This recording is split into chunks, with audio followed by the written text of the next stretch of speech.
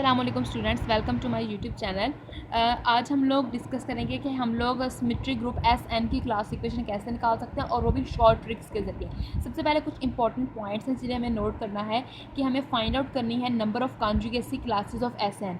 कॉन्जुगेसी classes के इसके अंदर कितने कॉन्जुगेट क्लासेस आएंगी, यानी कि मतलब ये कि कितने उसके अंदर हम एलिमेंट्स लिखेंगे। जैसे हमने पिछले लेक्चर में देखा था ना कि हमारे पास क्लास इक्वेशन में कितने एलिमेंट्स लिखे जाएंगे, तो हम कैसे फाइंड करेंगे, पार्टीशन ऑफ एन से फाइंड आउट करेंगे।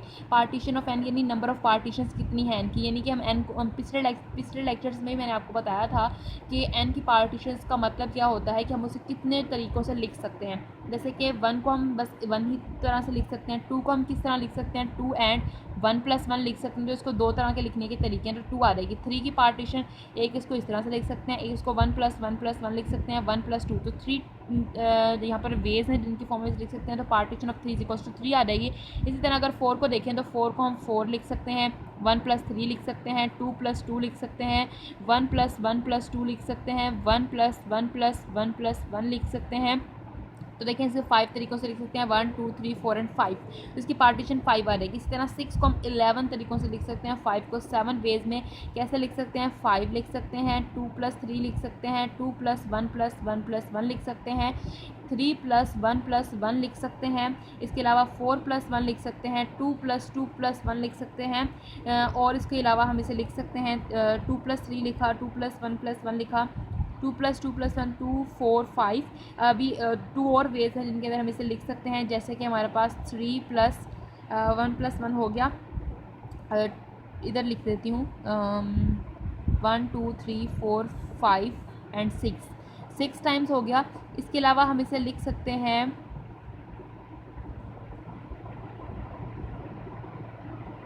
1+1+1+1+1, यानी इस तरह हम 5 टाइम्स 1+1, तो हमारे पास ये 7 वेज हो गए। 7 वेज में इस तरह लिख सकते हैं। तो ये होती है पार्टीशन। अब हमें एक तो पार्टीशन के बारे में पता होना चाहिए, यानी कि जो हम अब एस एन की निकालने जा रहे हैं ना क्लास इक्वेशन, उसके लिए हमें जिन जिन बातों का पता होना चाहिए वो मैं यहाँ बता रही हूँ। इनका हम माइंड में रखेंगे और फिर हम क्लास इक्वेशन के लिए जो शॉर्ट ट्रिक्स हैं वो लगाते जाएंगे। ठीक हो गया। अब हमने यहाँ पर एक बात ये माइंड में रखनी है कि number of distinct permutation of F type cycles अगर हमने निकालने हैं, उसके लिए ये फार्मूला है।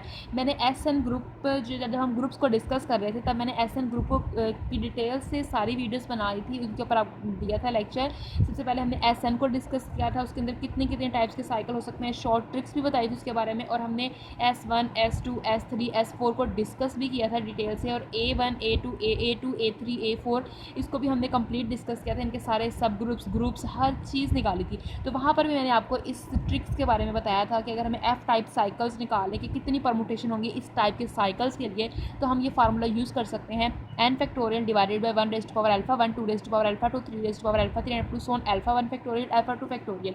ये अल्फा 1 अल्फा 2 ये लेंथ्स है, यानी अल्फा 1 लेंथ का साइकिल है, अल्फा 2 लेंथ का साइकिल है, अल्फा 3 लेंथ का साइकिल है। इसे कैसे यूज़ करेंगे ये हम देखेंगे क्वेश्चंस के अंदर। अब है अगर हमें डिस्टिंक्ट साइकिल्स निकालने हैं लेंथ आर के एस एन में, यानी एस एन कोई भी ग्रुप आ जाए, इनकी कोई भी वैल्यू हो सकती है, अगर हमें उसके अंदर किसी भी लेंथ का साइकिल निकालना है तो उसके लिए हम ये फार्मूला यूज़ करेंगे R-1 का फैक्टोरियल NCR। ठीक है, तो ये हमने फार्मूलाज यहाँ पर यूज़ करने हैं। उसके अलावा एक और फार्मूला है जो यहाँ पर लिखा नहीं है, वो भी आगे हम यूज़ करेंगे।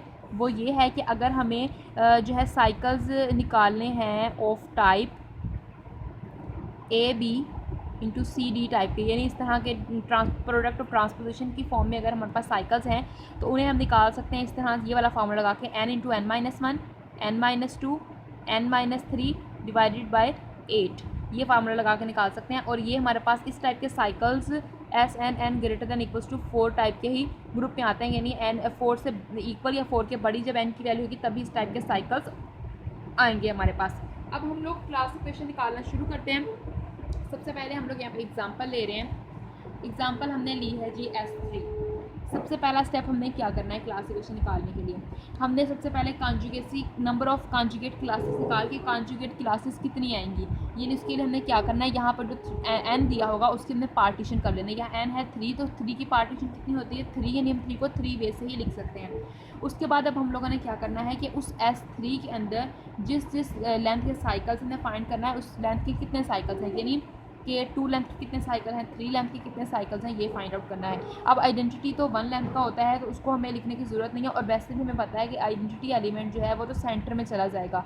अब हम लोग साइकिल्स की बात करते हैं 2 लेंथ के, तो 2 लेंथ के कितने साइकिल्स होंगे, 2 लेंथ के इसके पास 3 साइकिल्स होंगे, क्योंकि हमें यहाँ पर लिखे हुए सामने नज़र आ रहे हैं। अगर आप लोग S3 का मतलब कि फॉर एग्जांपल आपको S3 के एलिमेंट्स याद नहीं है और आप लोगों को नहीं पता कि उसमें 2 ऑर्डर के 2 लेंथ के कितने साइकिल्स हैं, तो आप सिंपल ये वाला फार्मूला लगा कर भी निकाल सकते हो। कैसे ये लगाएंगे फार्मूला, अभी देखते हैं कि अगर हमें नंबर ऑफ़ साइकिल्स चाहिए लेंथ 2 के, तो उसके लिए हम करेंगे r-1 का फैक्टोरियल NCR। यहाँ पर 2 की वैल्यू क्या है, r की वैल्यू क्या है 2, तो आ जाएगा 2-1 का फैक्टोरियल एंड NCR, n की वैल्यू यहाँ पर क्या है 3, c और r की वैल्यू है 2, तो यहाँ पर 1 का फैक्टोरियल आ जाएगा 3 का फैक्टोरियल डिवाइडेड बाय 2 का फैक्टोरियल 3 - 2 का फैक्टोरियल, 3 का फैक्टोरियल 6 डिवाइडेड बाय 2 2 3 द 6 3 आ जाएगा आंसर। ठीक है, इसी तरह से हमें अब cycle number of cycles of length 3 cycle की लेंथ के कितने साइकिल्स हैं, 3 लेंथ के कितने साइकिल्स हैं, वो हमारे पास हैं 2। यहाँ पर हमें देखने से इस के सेट को देखने से ही हमें पता चल रहा है कि यहाँ पर देखें 2 लेंथ के 3 साइकिल्स हैं और 3 लेंथ के 2 साइकिल्स हैं। लेकिन अगर आपको नहीं पता तो आप लोग ये वाला फार्मूला लगा के इजीली फाइंड आउट कर सकते हैं। r की वैल्यू यहाँ पर है 3, तो आ जाएगा 3-1 का फैक्टोरियल, n की वैल्यू भी 3 है, 3c3 तो 1 ही हो जाएगा, यहाँ रहेगा 2 का फैक्टोरियल जो क्या रहेगा 2, तो यहाँ पर आ गया 2। इसी तरह से क्लास इक्वेशन लिखते वक्त हमें क्या करना है कि सेंटर में हमेशा इसके अंदर 1 ही एलिमेंट आएगा।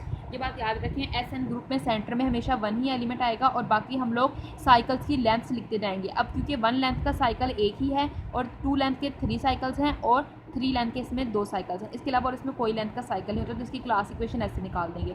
मतलब ये कि SN ग्रुप की हमने जब भी क्लास इक्वेशन निकालनी है, हम लोगों ने उसके अंदर जो साइकिल्स होंगे उनकी कितनी लेंथ के कितने साइकिल्स हैं वही हमने लिखना है, बस हमारी क्लास इक्वेशन आ जाएगी और हमें इतना लंबा प्रोसेस नहीं करना पड़ेगा। इसी तरह से नेक्स्ट करते हैं S4।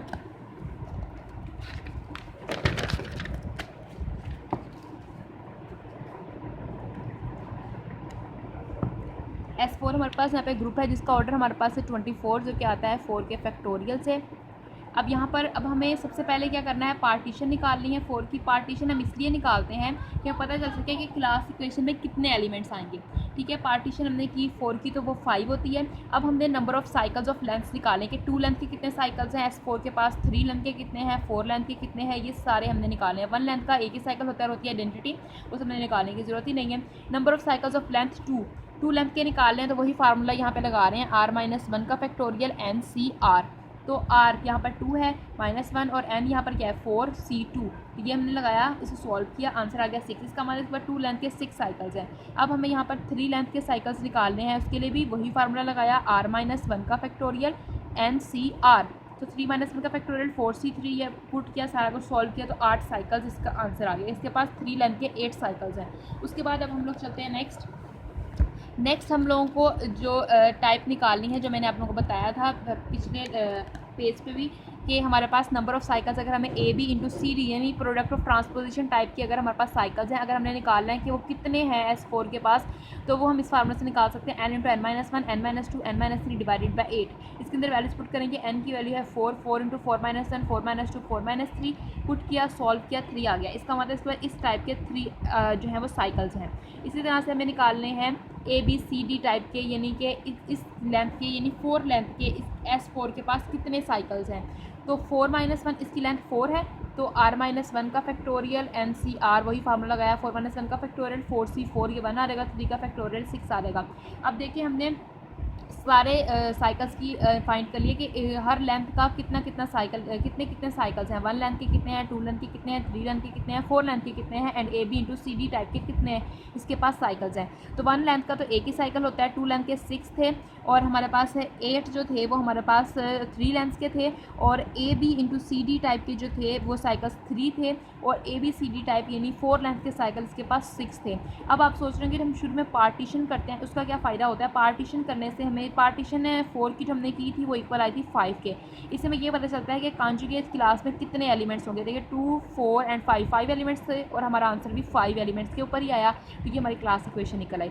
इसी तरह से अब हम लोग AN ग्रुप के निकालते हैं कि AN ग्रुप के AN में क्या होता है। हमने AN को भी डिस्कस किया हुआ है ग्रुप को, उसमें हमारे पास इवन परमुटेशंस होती हैं। उसमें हमारे पास क्या होती हैं जी, इवन परमुटेशंस होती हैं। अब हम लोगों ने यहाँ पर A3 की बात करनी है। जब मैंने आप लोगों को AN पढ़ाया था, मैंने आपको बताया था कि A3 जो है वो अबेलियन ग्रुप है। A3 जो है वो अबेलियन ग्रुप है।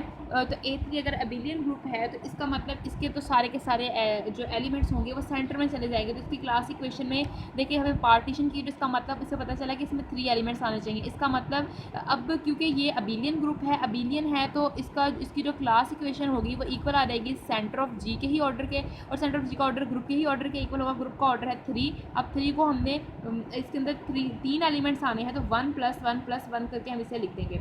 तो इसकी क्लास इक्वेशन आ गई। A4 जो है वो नॉन अबेलियन ग्रुप है। अब देखिए इसके अंदर हमारे पास होती हैं इवन परमुटेशंस, ठीक है। तो A4 का ऑर्डर क्या होगा, 4 फैक्टोरियल डिवाइडेड बाय 2, जो कि आएगा 12। इसमें 12 एलिमेंट्स हैं।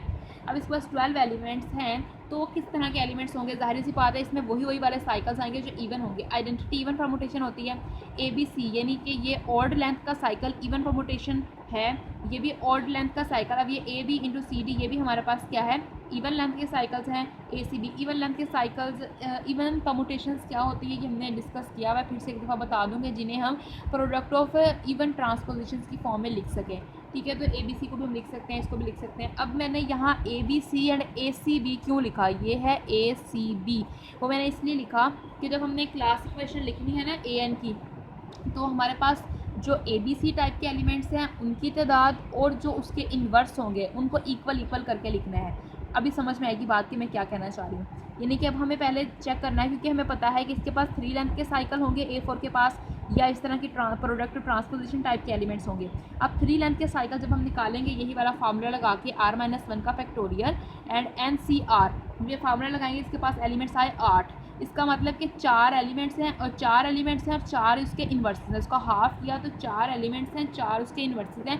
तो हमने इसकी क्लास इक्वेशन लिखते वक्त 4 and 4 यानी हाफ करके लिखना है कि ABC एंड ACB ये इसका इन्वर्स हैं, तो 4 इसमें 4 इसमें।